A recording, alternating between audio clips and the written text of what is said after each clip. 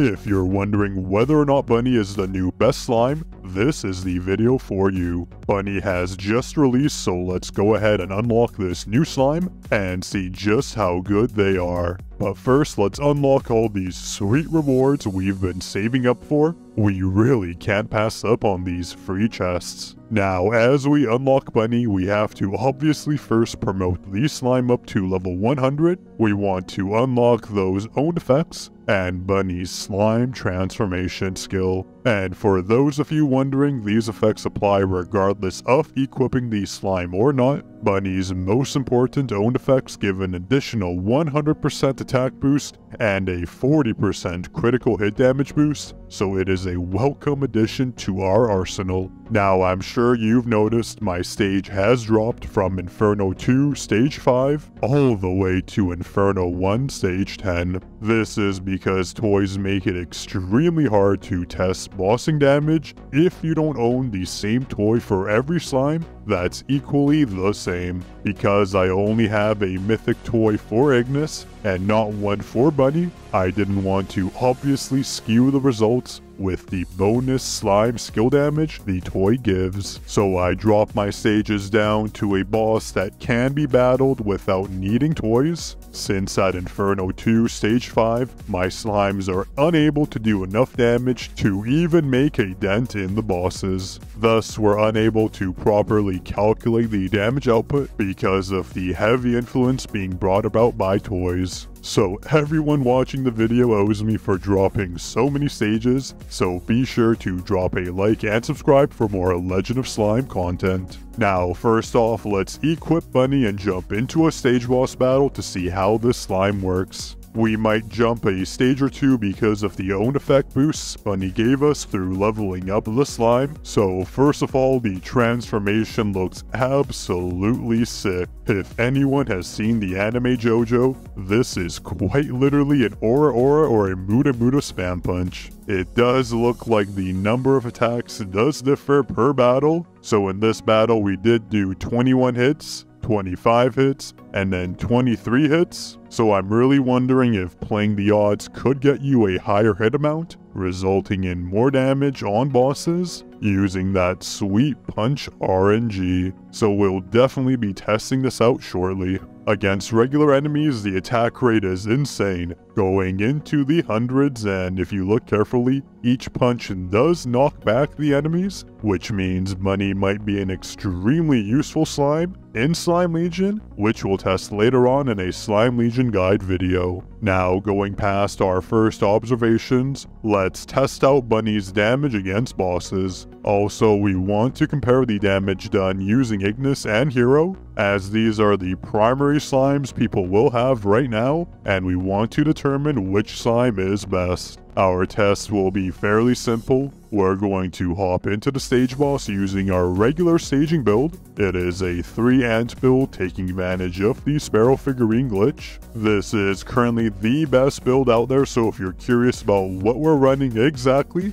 I link the video covering this exact build in the comment and description box below. Now, before you comment asking how many times we tested each slime during the boss battles, Legend of Slime does have extremely consistent damage output, but we will run the test a few times given how Bunny does have a variable hit rate, and I'm sure dropping down so many stages will potentially have an unnoted effect on my damage, so it is in our best interest to at least run the battle a few times, so we know how much damage is exactly being done based on the number of hits Bunny lands. Alright, we're going to have 3 screens up, one for Bunny, one for Hero, and one for Ignis. So let's sit back and watch these slimes battle it out against these stage bosses, and then we can start seeing which slimes do the most damage.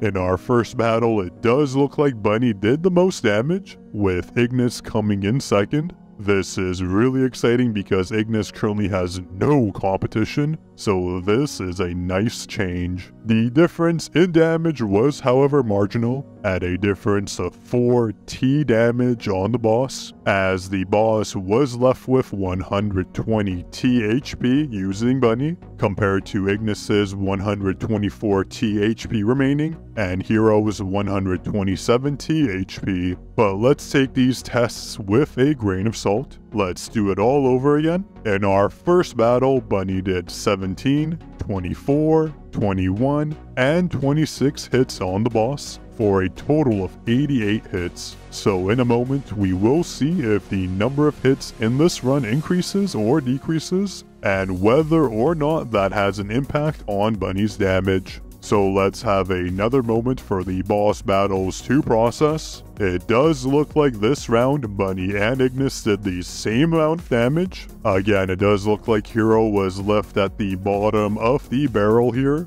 leaving the boss at 127 T HP once again as expected. This time around, Bunny did 24, 24, 21, and 21 hits, for a total of 90 hits on the boss. Only 2 more hits than before. Now, since the numbers did vary from the first go, let's do this again one more time and wait for the battles to resolve. And just to confirm, in the last battle, Bunny and Ignis did leave the boss at 120 T HP remaining, dealing the same damage. For our third battle, Bunny did far more attacks, 24, 25, 24, and 24 hits, for a total of 97 hits landed on the boss. That's nearly 10 more compared to our first battle. Now, with the increased number of hits, it actually did result in more damage being dealt on the boss. 1 more T of HP was dealt, so it does look like the number of hits does translate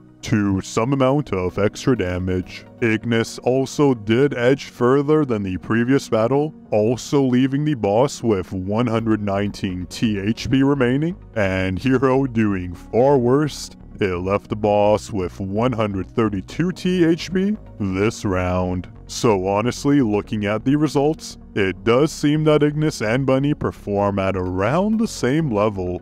This is great news for anyone that has both Ignis and Bunny, since now you can look for both Bunny and Ignis toys instead of just focusing on looking for Ignis toys. Personally, I'm hoping I get a Bunny toy since I love the slime way more, considering that crazy JoJo punch mechanic and the knockbacks it provides. Anyways, that's it for the video today. If you have any questions, just comment below and I'll help to answer them. And if you enjoyed, please do like the video and be sure to subscribe for more Legend of Slime content. Enjoy!